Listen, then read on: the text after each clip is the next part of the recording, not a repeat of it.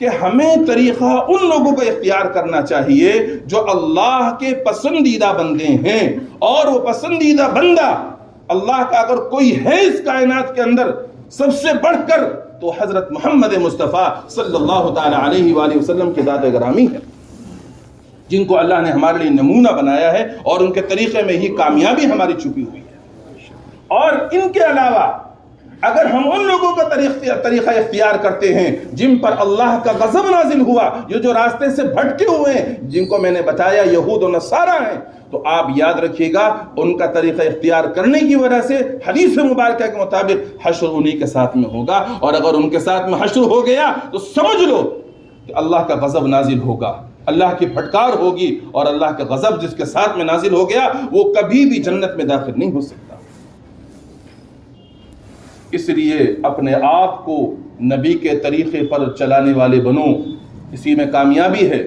اب یہ جو وقت چل رہا ہے، آج 29 تاریخ ہو چکی ہے شمسی سال کی، دسمبر جو آخری مہینہ ہے شمسی سال کا، اس کی 29 تاریخ ہو گئی ہے۔ اب ہمارے نوجوانوں کا انتظار ہو رہا ہے، 31 تاریخ آئے گی، پہلی تاریخ ہوگی، رات کے 12 بجیں گے، میں جلدی سے سب سے پہلے ہیپی نیو ایئر کہوں گا، میں جلدی سے سب سے پہلے آتش بازی چھوڑوں گا، میں سب سے پہلے دوسرے کے پاس میں ہیپی نیو ایئر کا کارڈ بھیجوں گا، میں جلدی سے لائٹ بند کر کے آپس میں ایک دوسرے سے گلے مل کر کے مبارکباد پیش کروں گا۔ اور سے نوجوانوں کے دلوں میں یہ امنگیں ہوں گی، تمنائیں ہوں گی۔ یاد رکھو یہ طریقہ بالکل اسلامی نہیں ہے، یہ طریقہ یہود و نصارہ کا ہے، یہ طریقہ گوروں کا ہے، یہ طریقہ مسلمانوں کا نہیں ہے۔ اور بتاؤ، عرض کروں میں آپ سے، 25 دسمبر کو ان کا عقیدہ ہے کہ سیدنا عیسیٰ علی نبینا علیہ السلام کی ولادت ہوئی ہے، اور وہ 25 دسمبر سے ہی خوشی مناتے ہیں، اور اس خوشی کی انتہا جو ان کی ہوتی ہے وہ نئے سال پر ہوتی ہے، اور اس موضوع پر میں گزشتہ جمعے بیان کر چکا ہوں۔ تو اس لیے جو یہ خوشی منا رہا ہے، یہ منانا یہ یہود و نصارہ کا طریقہ ہے۔ اب ایک بات اور میں عرض کروں آپ سے کہ یہ بتائیے مجھے کہ یہ خوشی کا موقع ہے کیسے؟ ہیپی نیو ایئر، یہ ہیپی ایک دوسرے کو مبارکباد دینے کا موقع کس اس سے آپ کہہ رہے ہیں؟ کوئی بتا سکتا ہے مجھے؟ کوئی کھڑا ہو کر یہ بتائے مجھے کہ مفتی صاحب اس لیے ہم مبارکباد پیش کرتے ہیں، بھئی بچی کا نکاح ہوا مبارکباد دیجیے، حدیث سے ثابت ہے، عید کا دن ہے مبارکباد دیجیے، کوئی حرج نہیں ہے، کسی کی یہاں بیٹے کی ولادت ہوئی ہے مبارکباد دیجیے، کوئی حرج نہیں ہے۔ لیکن یہ کون سا موقع ہے مبارکباد دینے کا؟ کوئی سمجھ میں تو بات ہے؟ بھئی نیا سال شروع ہوا، نیا سال شروع ہونے کا مطلب کیا ہے کہ آپ کی زندگی کا ایک سال کم ہو گیا۔ اب جب ایک سال کم ہو گیا تو یہ خوشی کی بات ہے؟ یہ تو غم کی بات ہے بھائی۔ آپ موت کے ایک سال اور قریب چلے گئے، جب موت کے ایک سال قریب چلے گئے تو یہ خوشی کا موقع کہاں سے ہو گیا؟ یہ ہے خوشی کا موقع؟ نہیں سمجھ میں آ رہی بات؟ نہیں۔ اب سمجھو پھر تفصیل سے، مثال سے سمجھو، مثال سے بات اچھی طرح سمجھ میں آتی ہے۔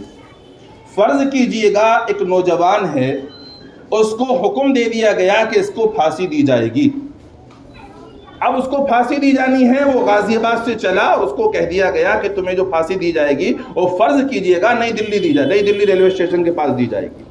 اب دراستے میں اسٹیشن پڑھ رہے ہیں لوگ، اس سے جو متعلقین ہیں، اس کے دوست و احباب اس سے ملاقات کر رہے ہیں۔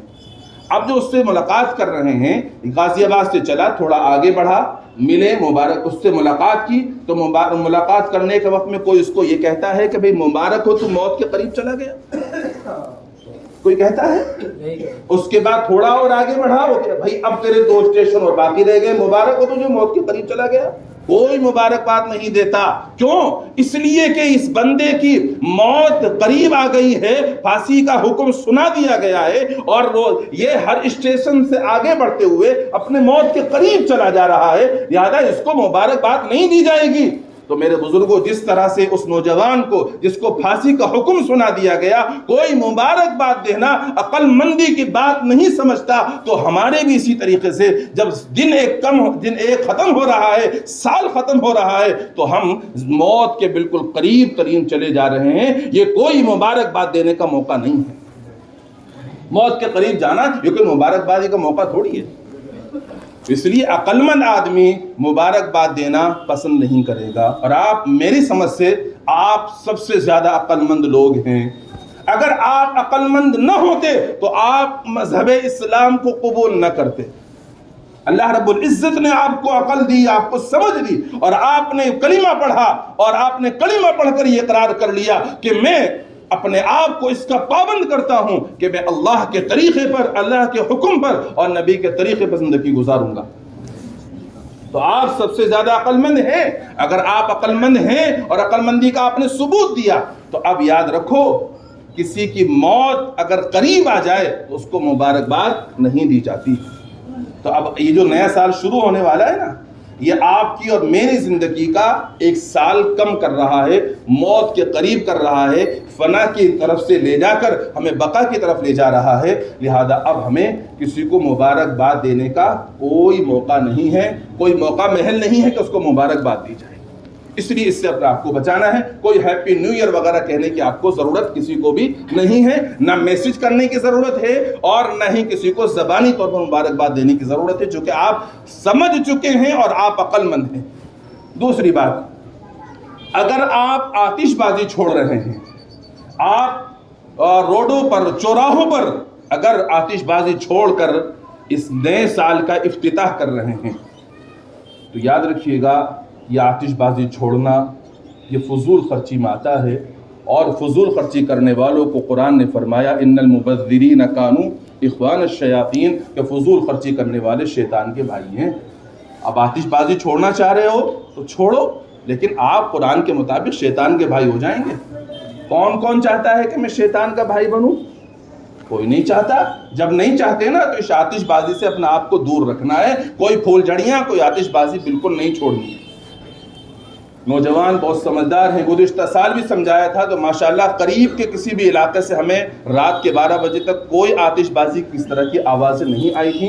انشاءاللہ مجھے امید ہے کہ اس سال بھی آپ ضرور عمل کریں گے. اور تیسرا نمبر آتا ہے میوزک کا. میوزک چلانا, گانے باجے بجانا, یہ سب بھی اسلام میں جائز نہیں ہے. حدیث کا میں مفہوم آپ کو بتا دیتا ہوں. نبی علیہ السلام نے ارشاد فرمایا, ایک وقت ایسا آئے گا کہ لوگوں کی صورتیں مسخ کر دی جائیں گی, خنزیر کی, بندر کی بنا دی جائیں گی. یہ وہ لوگ ہوں گے جو میوزک میں اور گانے بازوں میں مشغول ہوں گے, باوجود یہ کہ یہ کلمہ پڑھنے والے ہوں گے, نماز پڑھنے والے ہوں گے, روزہ رکھنے والے ہوں گے, لیکن میوزک میں, گانے بازوں میں منہمک ہونے کی وجہ سے اللہ تبارک و تعالیٰ ان کی صورتوں کو مسخ کر دے. تو کہیں ڈرنا اس بات سے, میوزک چلاتے ہوئے, گانے چلاتے ہوئے اس بات سے ڈرنا کہ کہیں ایسا نہ ہو کہ جن لوگوں کی صورتیں مسخ کی جائیں گی, جن کو خنزیر اور بندر کا بنا دیا جائے گا, اس گانے باجے بجانے کی وجہ سے کہیں میں ان جیسا نہ بن جاؤں. اس بات سے ڈرنا. ڈرو گے تو پھر آپ اس گانے بازوں کے قریب نہیں جاؤ گے.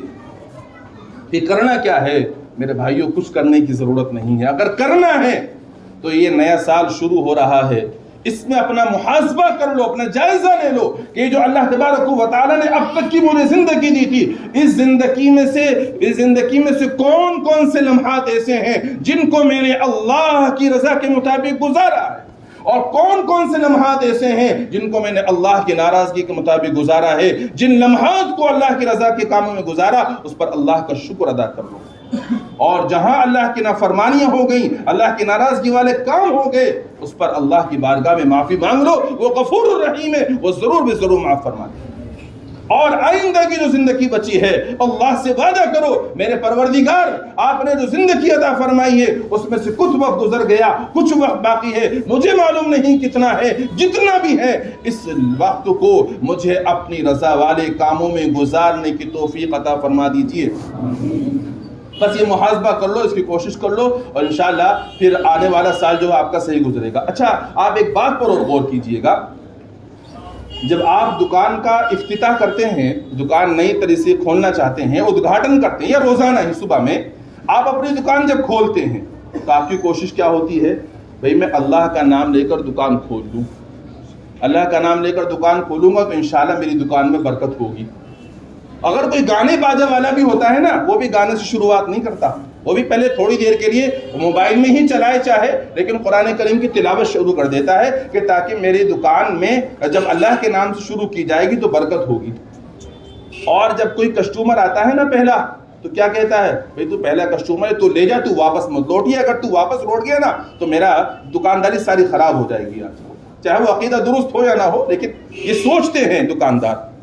جب تم اپنی دکان کے افتتاح کے موقع پر یہ سوچتے ہو، اور اپنی دکان پر جب پہلا کسٹمر آتا ہے، گاہک آتا ہے، تم یہ سوچتے ہو، تو اب جو نیا سال شروع ہونے جا رہا ہے اس پر تم یہ کیوں نہیں سوچ رہے کہ اگر ہم نے اس کی شروعات گناہوں سے کری، ہم نے اگر اس کی شروعات اللہ کی ناراضگی کے ساتھ میں کری، تو سال بھر اگر اللہ کی ناراضگی کے ساتھ میں گزر گیا تو میرا کیا بنے گا؟ یہ سوچو ذرا، اور سوچو گے تو مجھے امید ہے کہ آپ اس نئے سال کا آغاز گناہوں کے ساتھ میں نہیں بلکہ اپنا محاسبہ کر کے اللہ کے سامنے ہاتھ پھیلا کر دعاؤں کے ساتھ میں یہ کہہ کر کرو گے، یا اللہ رب العزت، آپ نے جو مجھے نیا سال عطا فرمایا ہے، اس نئے سال کو اپنی مرضیات پر چلنے کی مجھے توفیق عطا فرما دیجئے، اور نامرضیات پر چلنے سے میری حفاظت فرما لیجئے۔ پروردگار عالم، میں آپ کی بارگاہ میں عہد کر سکتا ہوں، ارادہ کر سکتا ہوں، لیکن اس پر جمانے والے تو آپ ہی ہیں۔ میں نے ارادہ کر لیا، میں نے عہد کر لیا، آپ اپنے فضل سے اس آنے والے سال کو میرے لیے خیر کا سبب بنا دیجئے، اور جو گزرے ہوئے سالوں میں مجھ سے گناہ ہوئے، آئندہ سال میں وہ گناہ مجھ سے نہ ہونے پائیں، اس طرح مجھے زندگی گزارنے کی توفیق عطا فرما دیجئے۔ تو اس طرح کریں گے سب انشاءاللہ۔ اللہ تعالیٰ اپنے فضل سے ہمیں غیروں کی نقالی کرنے سے محفوظ فرما لے۔ حضرت نبی کریم صلی اللہ تعالیٰ علیہ وآلہ وسلم کے طریقوں کے مطابق زندگی گزارنے کی توفیق مرحمت فرمائے۔ وآخر دعوانا ان الحمد للہ رب العالمین۔